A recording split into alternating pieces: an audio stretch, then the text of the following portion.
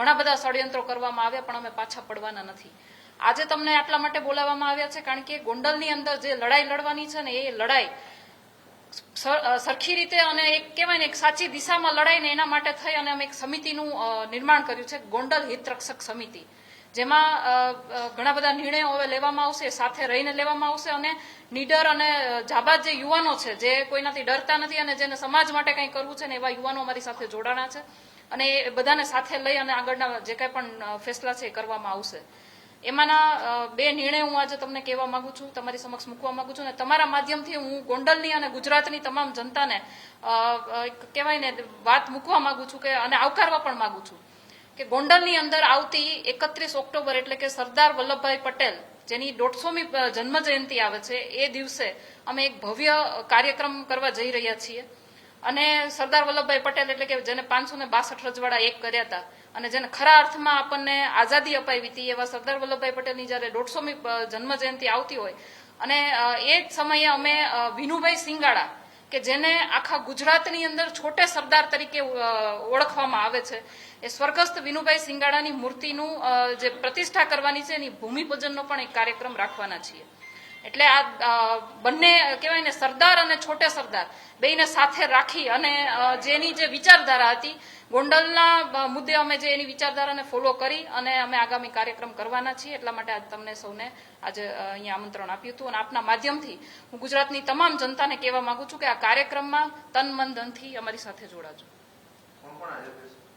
તમામ સમાજના લોકોને અમે મળવાના છીએ, તમામ સમાજના લોકો અમારી સાથે જોડાવાના છે, કારણ કે સરદાર વલ્લભભાઈ પટેલ છે એ કોઈ એક સમાજના નહોતા, એણે તમામ લોકો માટે કામ કરેલું છે. દેશની જે કહેવાય ને કે સામાન્ય જનતા સાચા અર્થમાં આઝાદી અપાવી હોય તો એ સામાન્ય જનતાને આઝાદી અપાવવા વાળા સરદાર વલ્લભભાઈ પટેલ હતા. એટલે હું આપના માધ્યમથી તમામ લોકોને પણ કહું છું અને અમે આગળના જે કંઈ પણ કાર્યક્રમ કરવાના છીએ એના માટે તમામ સમાજના લોકો, તમામ સમાજના આગેવાનો, તમામ સમાજની સંસ્થાઓને, સંગઠનોને બધાને મળીશું અને એ લોકોને આવકારશું. પહેલા કીધું કે શોર્ટ ટાઈમમાં પ્રેસ કોન્ફરન્સ બોલાવીને અમે હાજર થયા, પણ હજી ટાઈમ ઘણો બધો છે, લગભગ 4 મહિના જેટલો સમય છે. એ શોર્ટ પીરિયડમાં અચાનક પ્રેસ કોન્ફરન્સ બોલાવીને ગોંડલની અંદર સરદાર જયંતિના દિવસે કાર્યક્રમનું એટલે શું સૂચના અથવા તો કાર્યક્રમ કરવા છે એને લક્ષીને પહેલા આપ ગયા હતા, અલ્પેશભાઈ ગયા હતા, એ બધી ઘટનાઓ થઈ, એ આધારે કોઈ પ્લાનિંગના આધારે પ્રેસ કોન્ફરન્સ લેશું? જો આમાં કોઈ પ્લાનિંગ નથી, પણ અમને ઘણા સમયથી ગ્રાઉન્ડ લેવલ ઉપર કામ કરીએ છીએ એટલે અમને ખબર છે કે કોઈ પણ જાતનું આયોજન કરવું હોય તો એના માટે અમારે સમય લેવો પડે. અને સૌથી કહેવાય ને કે ઇઝી વે છે લોકો સુધી કન્વે કરવાનો, ઇઝી વે છે એ છે કે મીડિયાના માધ્યમથી અમે ગુજરાતની જનતા સુધી અમારો સંદેશો પહોંચાડીએ. અમારી પાસે જે 3 મહિના છે, 3 મહિનાની અંદર અમે લોકોમાં અવેરનેસ આવે, લોકોને આ વાત સમજાય, શું કામ ભેગું થવું જોઈએ, સરદાર વલ્લભભાઈ પટેલના વિચાર શું હતા, વિનુભાઈ સિંગાડાના વિચાર શું હતા, એ બધું જ અમે લોકો સુધી પહોંચાડીશું અને આ કાર્યક્રમને ભવ્ય બનાવવા માટે અમે મહેનત કરવાના છીએ.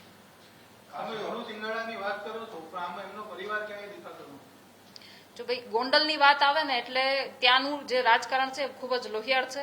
તમે ઘણા બધા લોકોને જોયા હશે, દેવુભાઈ સાટોડિયાની ઘટના તમે જોઈ હશે કે એણે અવાજ ઉઠાવવાની કોશિશ કરી પણ ક્યાંક ને ક્યાંક એને દબાવવામાં આવ્યો. તો આજે વિનુભાઈ સિંગાડા હયાત નથી, એમના પરિવારને ખૂબ જ સહન કરવું પડતું હોય છે. એટલે અમે ઈચ્છીએ છીએ કે પરિવારને અહીંયા ક્યાંય દુઃખ થાય અથવા પરિવારને કંઈ સહન કરવું પડે એવું ના કરો, એવું થવું પણ ના જોઈએ.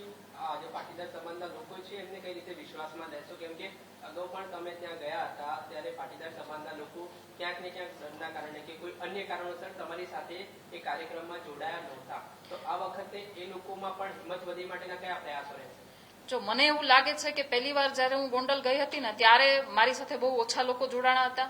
ઘણા લોકોએ મને ફોન કરીને એવું કીધું હતું કે બેન અમે તમારી સાથે જોડાવા માંગીએ છીએ પણ અમારે અહીંયા રહેવું છે એટલે અમે ખુલીને તમારી સામે નહીં આવી શકીએ. એના પછી બીજી મુલાકાત જયારે અમે ગોંડલની કરી ત્યારે ઘણા લોકો સામે આવ્યા હતા અને કહેવાય ને કે જાહેરમાં અમને સમર્થન કરવા પણ ત્યાં પહોંચ્યા હતા. એના પછી અમારા સમર્થકો સાથે જે કંઈ પણ ઘટનાઓ બની, જે કંઈ પણ થયું, એના પછી અમે લોકો ખુદ ઈચ્છીએ છીએ કે લોકો જે રીતે પણ મદદ કરવા માંગતા હોય એ રીતે આવે, સાથે જોડાય. ખુલીને આવવા માંગતા હોય તો ખુલીને આવે, પાછળથી મદદ કરવા માંગતા હોય તો પાછળથી કરે. જો કે અમને ફોન ને મેસેજ ઘણા બધા લોકોને આવે છે અને અમારે એ લોકો માટે જ લડવાનું છે. પાટીદારના તમામ નેતાઓ, અમારી ખાલી લડાઈ છે એ કોઈ માત્ર ને માત્ર એક પાટીદાર સમાજ માટેની નથી. ગોંડલની અંદર 18 વર્ણના લોકો આ દુઃખ ભોગવી રહ્યા છે, આ પીડા ભોગવી રહ્યા છે. એટલે ખાલી ને ખાલી પાટીદાર સમાજના નેતાઓ નહીં, પણ અનેક 18 વર્ણના નેતાઓ, 18 વર્ણના લોકો, સામાન્ય જનતા બધી જ અમારી સાથે જોડાશે. આટલું બધું થયું, પાટીદાર સમાજના નેતા, પાસના પૂર્વ કન્વીનર અને પાસમાંથી જ ઉદ્ભવેલા હાર્દિક પટેલ ગોંડલ બાબતે હજી સુધી એક પણ શબ્દ બોલ્યા નથી. એમને આમંત્રણ આપશો કે નહીં અને એ હાજર રહેશે કે નહીં, એમના બાબતે કોઈ કન્ફર્મેશન આવ્યું છે કે નહીં? કારણ કે ગોંડલમાં આવડી મોટી ઘટના બની, રાજનીતિ થઈ છે, ત્યાં પાટીદાર સમાજ અને ક્ષત્રિય સમાજ આમને સામને આવ્યા હતા, તેમ છતાં પણ હજી સુધી હાર્દિક પટેલે કોઈ પણ નાનું સ્ટેટમેન્ટ આપ્યું નથી. જો ઘણી વખત એવું હોય છે કે લડાઈ કોઈ બીજું લડતું હોય છે, સપોર્ટ કોઈ બીજું કરતું હોય છે, સલાહ કોઈ બીજું આપતું હોય છે. લડાઈ છે ને કોઈ એક વ્યક્તિ કે એનાથી નથી લડાતી, લડાઈ એક જૂથથી લડાઈ છે. અને મને ખાતરી છે, ખાતરી નહીં પણ વિશ્વાસ છે, કારણ કે અગાઉ પણ જ્યારે જરૂર પડી છે ને ત્યારે મારા સમાજના જેટલા લોકો છે, જેટલા આગેવાનો છે, એમાં હાર્દિકભાઈ પટેલ હોય, વરુણભાઈ પટેલ હોય, ચિરાગભાઈ હોય કે મનોજભાઈ હોય, કોઈ પણ હોય, અમારી સાથે જ રહીને એ લોકો લડાઈ લડતા હોય છે, અમારી સાથે જ ઊભા હોય છે. એને પણ ક્યાંય જરૂર હોય તો અમે પણ એની સાથે જ હોઈએ છીએ. એટલે આમાં કોઈ ડિસ્ટ્રીબ્યુટની કોઈ વાત નથી. જ્યારે પણ જરૂર પડશે ત્યારે અમે બધા સાથે જ છીએ. એક આ કાર્યક્રમને જિગીસાબેન બોલો ને, ચાલુ છે, લાઈવ ચાલુ છે. જિગીસાબેન, આમાં કયું કામ કરે છે? જૂથ મને નથી લાગતું કે આમાં કોઈ જૂથવાદ હોય. હું પહેલેથી કહેતી આવી છું કે જ્યારે હું ગોંડલના મુદ્દે અવાજ ઉઠાવવા માટે જ્યારે આગળ આવી છું ને, ત્યારે પહેલા તો એવું કહેવામાં આવ્યું કે જાતિવાદ ફેલાવે છે, પછી એવું કહેવામાં આવ્યું કે પાટીદારો વચ્ચે લડાઈ ચાલે છે, પછી જૂથવાદ. હકીકતમાં એવી કોઈ વસ્તુ જ નથી. આજે તમે જોયું હશે કે ગાંધીનગરની અંદર અમારી પહેલી મીટિંગ મળી, ઘણા વર્ષો પછી મળીને તો પણ તમને ત્યાં બધા જ ચહેરા એક સાથે જોવા મળ્યા હશે. એ ભાજપમાં હોય, આપમાં હોય કે કોઈ પણ પાર્ટીમાં હોય કે પછી કોઈ પણ સંગઠનના હોય, પણ બધા જ ચહેરા એક સાથે જોવા મળ્યા. એમાંથી એક મેસેજ અમે ફોરવર્ડ કર્યો હતો કે ભાઈ જ્યારે જરૂર પડશે ત્યારે અમે બધા એક જ છીએ. 31 ઓક્ટોબરે તમે જે કાર્યક્રમ કરી રહ્યા છો તેના માટે કયા પડકારો તમે જોઈ રહ્યા છો? કારણ કે આના પહેલા જયારે તમે ગયા હતા અલ્પેશને બધા, ત્યારે પથ્થરમારો હતો, ગાડી ઉપર અનેક લોકો બહાર નીકળી તમારો વિરોધ કર્યો. કયા પડકારો તમે જોઈ રહ્યા છો 31 ઓક્ટોબર માટે? મને તો એવું લાગે છે કે આમાં કોઈ પડકારનો વાત જ નથી આવતી, કારણ કે સરદાર વલ્લભભાઈ પટેલનો એક કાર્યક્રમ છે અને એમાં બધાએ જોડાવવું જોઈએ. જો એમાં કોઈ પડકાર ફેંકવાની વાત કરતું હોય તો એની મૂર્ખામી છે. આપણે ગોંડલમાં જે લડાઈ લડી રહ્યા છો પાટીદાર સમાજ, ત્યારે પાટીદાર સમાજના અનેક પ્રશ્નો સમગ્ર ગુજરાતમાં છે. જે રીતે અનામત આંદોલન થયું ત્યારબાદ પણ અનેક સામાજિક પ્રશ્નો છે, પણ ગોંડલમાં જ આ લડાઈ કેમ? અને આ લડાઈ છે સામાજિક છે કે રાજકીય લડાઈ છે? હું એનો તમને બહુ સારો જવાબ આપીશ કે ગોંડલની અંદર જે કહેવાય ને કે આપણે ઘણા સમયથી આપણે આઝાદીમાં જીવીએ છીએ, આપણી પાસે ઘણા બધા હક છે. ગોંડલની અંદર એ હક આપણને મળતા નથી, લોકો સુધી એ હક પહોંચતા નથી, લોકો એના અધિકાર સુધી પહોંચી નથી શકતા. એટલે મેં કીધું ને કે સરદાર અને છોટે સરદાર બેયને સાથે રાખી અને ગોંડલની જનતાને ભયમુક્ત કરવા માટે, ગોંડલની જનતાને ફરીથી આઝાદ કરવા માટેનો એક પ્રયાસ છે મારો. રાજકીય કોઈ હેતુ નથી. અમે જ્યારે પણ નીકળ્યા છીએ ત્યારે સમાજને ક્યાંય જરૂર પડી હોય, માણસોને ક્યાંય જરૂર પડી હોય, માણસોના પ્રશ્નો હોય એને વાચા આપવા માટે જ નીકળ્યા હોય. રાજકીય તો પછી પાછળથી બધા કરતા હોય છે, પણ હવે આ વખતે અમે ધ્યાન રાખશું, આમાં કોઈ રાજકીય હેતુ નથી. તમે કહો છો કે ગોંડલની પ્રજાને મુક્ત કરવા નીકળે, પરંતુ ગોંડલમાં તમે જ્યારે જાવ ત્યારે ગોંડલની જ પ્રજા તમારી સામે ઉભી છે, એમાંથી તો કોઈ બોલતું નથી અમને કોઈ તકલીફ પડે? જો એ સમયે જે કંઈ પણ વિરોધ કરવામાં આવ્યો તો એ ત્યારે લોકોને ખબર છે કઈ રીતે વિરોધ કરવામાં આવ્યો તો. બધા જ પાસે સેમ મટીરિયલ હતા, એટલે ક્યાંયથી મેનેજ કરવામાં આવેલો હતો. બાકી અમને જે લોકોના, હું તમને એક જ વસ્તુ કહું કે 500 માણસ મારી સામે છે, પણ 5 જણા મને એમ કે છે ને કે બેન મારે તમારી જરૂર છે, તો એ 5 જણા માટે મારે લડવું છે. લોકો જે પાટીદાર સમાજના છે, જે પ્રભુત્વ ધરાવતા હોય સમાજમાં, એવા કોઈ લોકો જોડાય છે? સમિતિની અંદર બધા જ વર્ણના લોકો જોડાશે અને જે નીડર છે, જે યોદ્ધાઓ છે, જે સમાજ માટે લડવા માંગે છે, એવા તમામ લોકો જોડાશે. અને જે કાંઈ પણ અમે આગળના જે સમિતિ બનાવશું, જે લોકોને ઉમેરવામાં આવશે એનું લિસ્ટ પણ હું તમને પ્રેસ કોન્ફરન્સ પછી આપીશ. લડત રડી રહ્યા છે બે મોટું સંસ્થા, ઉમિયાધામ અને ખોડલધામ, એ બંનેનો પણ સપોર્ટ આ લડતની અંદર કરો કે ખાલી સરદાર ધામ કે ખાલી? જ્યારે સમાજના યુવાનો બહાર નીકળ્યા છે ત્યારે ભલે જેને જે કેવું હોય કે, પણ મારા સંસ્થાના આગેવાનો પણ મને ખબર છે કે એ લોકો યુવાનોની સાથે જ હોય. અને ઘણી વખત એવું હોય છે કે ભાઈ એને કંઈક બીજું કામ કરવાનું હોય છે, એનું કામ કરતા હોય છે, એ સમાજના ભલાઈ માટેના બીજા ઘણા બધા શિક્ષણના મુદ્દાના કામ કરતા હોય છે, બીજા ત્રીજા કામ કરતા હોય છે.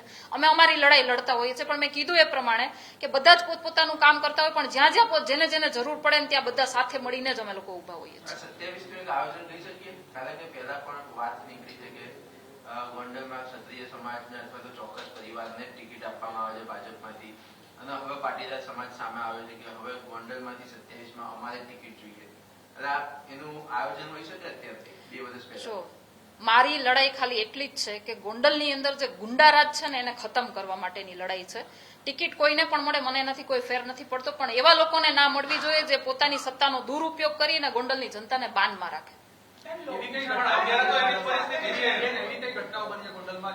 ગોંડલમાં છેલ્લા 1 વર્ષથી તમે જોઈ લ્યો, સંજુ સોલંકી સાથે શું થયું, દેવભાઈ સાટોડિયા સાથે શું થયું, રાજકુમાર જાટની ઘટના તમે જોઈ લ્યો, એના પછી અમિતભાઈ ખૂંટની ઘટના તમે જોઈ લ્યો, તો બધી જ ઘટનાની અંદર ક્યાંક ને ક્યાંક છેડા જાય છે ગુંડાઓના ઘર સુધી, અને એનો કોઈ નિવેડો આવતો નથી, કારણ કે પોલીસ તંત્ર પણ એની સાથે છે. અને અમે વારે વારે મીડિયાની સમક્ષ પોલીસ સુધી કેમ નથી પહોંચાતો? એ ગુંડાઓના ડેલી સુધી આપણે પહોંચીએ છીએ તો પોલીસ સામે પણ આક્ષેપો પ્રતિ આક્ષેપો કેમ નથી થતા? કેમ પોલીસને નથી કહેવામાં આવતું? તમે કદાચ, હું પિયુષભાઈ રાદડિયાને છોડાવવા ગઈ હતી ત્યારની મારી ડિબેટો અને મારી પ્રેસ કોન્ફરન્સ ત્યારે નથી જોઈ. હું તો તંત્રને પણ સવાલ કરું છું, હું તો તંત્રને પણ કહું છું કે તમારી ફરજમાં જે આવે છે એ કાયદામાં રહીને કરો. કાયદાની બહાર જશો તો સામાન્ય માણસ માટે જે કાયદો લાગુ પડે છે તમારા માટે પણ લાગુ પડશે. બેન, ગોંડલની પરિસ્થિતિને લઈને તમે ગૃહમંત્રી હર્ષ સંઘવીને ક્યારેક રજૂઆત કરી છે? કેમ કે એ તો કહે છે કાયદામાં રહેશે એટલે ફાયદામાં રહેશે, સ્લોગન. ગોંડલની પરિસ્થિતિ વિશે અમારા અલ્પેશભાઈ કથિરિયાએ હર્ષભાઈ સંઘવીને મળી અને બધી રજૂઆતો કરી હતી, પરંતુ ત્યાંથી હજી અમને કંઈ જોઈએ એવું પરિણામ મળ્યું નથી. એટલા માટે ખાસ કરીને આ સમિતિનું નિર્માણ એટલા માટે જ કરવામાં આવ્યું છે કે જેને જેને કંઈ પણ પ્રશ્ન છે એ અમારી પાસે આવો, આગળની જે કંઈ પ્રોસિજર છે, કાયદાકીય છે, રજૂઆતો જે કરવાની છે, સરકારી માણસોને જેને કોઈને પણ મળવાનું છે, જેને કોઈને પણ ચેતવણી આપવાની છે, અને ન સમજે તો આંદોલન કરવા સુધીની પણ અમારી તૈયારી છે.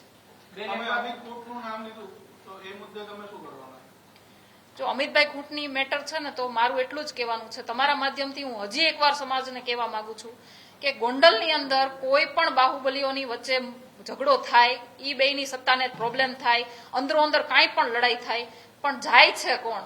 આપણો પાટીદારનો દીકરો. દીકરીને પણ સંડોવામાં આવી છે કોણ? પાટીદારની દીકરી. તો હવે આ પાટીદાર સમાજે, ગોંડલના પાટીદાર સમાજે સમજવાની જરૂર છે.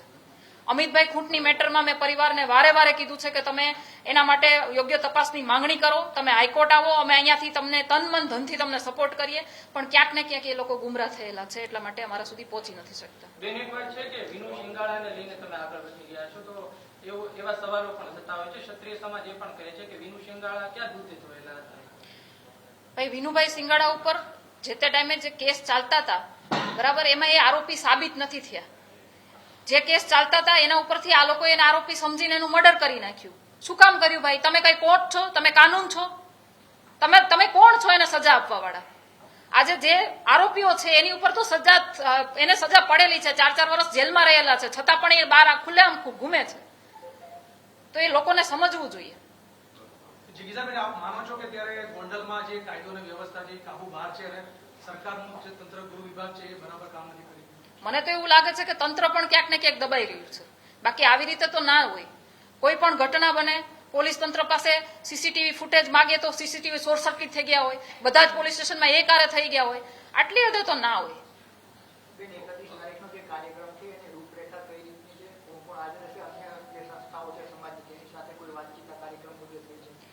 3 મહિના હવે અમારે આ જ કરવાનું છે, એટલે જયારે ટાઈમ આવશે ત્યારે તમને સમય, રૂપરેખા, કોણ કોણ આવશે, શું થશે શું નહીં, બધું જ આપને મીડિયાના માધ્યમથી જણાવવામાં આવશે. બેન, એક વાત અતિ મહત્વની છે કે તમે મોરચો માંડીને બેઠા છો જીરાજસિંહ જાડેજા સામે, ગણેશ ગોંડલ સામે, પણ એમણે બેંકમાંથી રાજીનામું કરી દીધું છે. એમના પિતાજી ધારાસભ્ય હતા, સાથે બેંકમાં પણ લાગ્યા હતા, તો શું કહેશો એ રાજીનામું પર? હું તો એવું ઈચ્છું છું કે આવા લોકોએ તો સત્તા ઉપરથી પણ રાજીનામું આપી દેવું જોઈએ, કારણ કે આવા લોકોને કોઈ હક નથી. ખાલી સત્તાનો દુરુપયોગ કરીને લોકોને દબાવવાનો, ડરાવવાનો કોઈ જ અધિકાર નથી. ગોંડલની બેંકમાંથી રાજીનામું પડ્યું છે તો એનું પણ થોડાક સમયમાં આપ કંઈક ને કંઈક જોશો. એનું રાજીનામું અમથું નહીં પડ્યું હોય. એક વાત એ પણ છે કે ગોપાલભાઈ વિસાવદર જીત્યા તે પછી સોશિયલ મીડિયામાં તેવું ચાલી રહ્યું છે કે અલ્પેશભાઈ ગોંડલ આવી રહ્યા છે. તો આ કાર્યક્રમમાં અલ્પેશભાઈ ક્યાં હશે? તમે જે કમિટી ઉમેરી હતી તેમાં અલ્પેશભાઈનું સ્થાન શું હશે? જો અલ્પેશભાઈ કથિરિયા હોય કે મનોજભાઈ પનારા હોય કે વરુણભાઈ હોય કે મેહુલભાઈ બોગરા હોય કે બધા જ લોકો અમારી સાથે જોડાયેલા જ હોય. ગોંડલના મુદ્દે જ્યારે પહેલી જ વખત હું સુરતની અંદર મિટિંગ કરવા ગઈ હતી ત્યારે પણ અલ્પેશભાઈ કથિરિયાએ મને સપોર્ટ કર્યો હતો. એના પછી સુલતાનપુરની સભા પછી જે કંઈ પડકાર ફેંકવામાં આવ્યો ત્યારે પણ અલ્પેશભાઈ કથિરિયાના અમે લોકો સાથે હતા. તો આગળ ગોંડલની જે કંઈ પણ લડાઈ લડવામાં આવશે એમાં અમે બધા સાથે જોઈશું. યુદ્ધ કલ્યાણ ગ્રુપના કોઈ સદસ્યો હાજર રહેશે? તમામ લોકો, મેં કીધું ને કે સમાજ માટે લડતા તમામ લોકો જે નિષ્ઠાથી લડવા માંગે છે, જે કોઈ પણ જાતના પોતાના કહેવાય ને કે પોતાના કંઈ પણ સ્વાર્થ વગર લડવા માંગે છે, તમામ લોકો અમારી સાથે હશે.